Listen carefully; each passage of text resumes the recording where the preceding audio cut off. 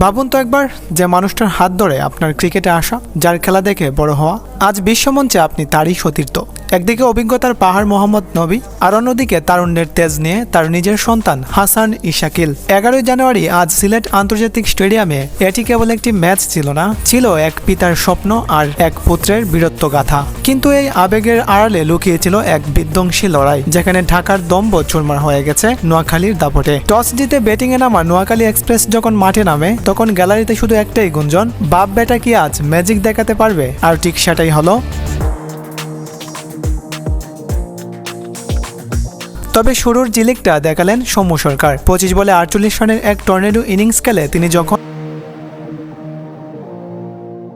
Scoreboard তখন কাঁপছে, কিন্তু আসল সিনেমা তো তখনও বাকি ছিল। ক্রিজে তখন নবীর রক্ত।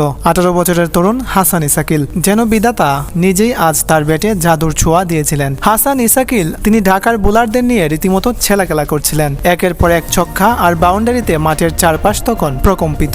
60 বলে 92 রানের ওই মহাকাব্যিক ইনিংসটা যখন তিনি সাজাচ্ছিলেন, ডাগ আউটে বসে থাকা নবীর চোখে তখন চিকচিক করছিল আনন্দাশ্রু। এই 92 রান কেবল পরিসংখ্যান নয়, এক উত্তরসূচির রাজকীয় আগমনী বার্তা। এরপর উইকেটে নবী নিজে নামলেন, 153 স্ট্রাইক রেটে রান তুললেন। বাপ বেটার সম্মিলিত শক্তিতে নোয়াখালী তুলল 184 রান।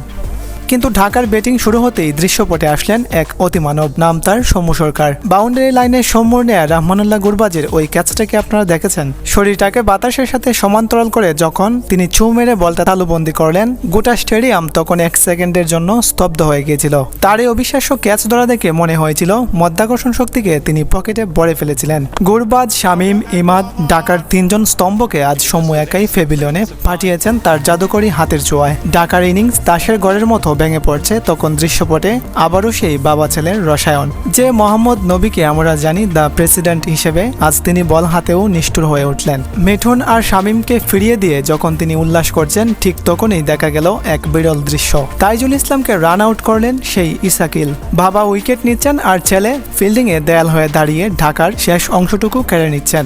ভাবুন তো সেই পিতার গর্বের কথা, যার ছেলে আজ একই মাঠে তার যোগ্য উত্তরসূচি হিসেবে নিজেকে প্রমাণ করলো। ঢাকার ইনিংস 143 রানে থামলো ঠিকই, কিন্তু তারা হারলো কেবল নোয়াখালীর কাছে নয়, তারা হারলো এক দুর্ভেদ্য পারিবারিক বন্ধনের কাছে।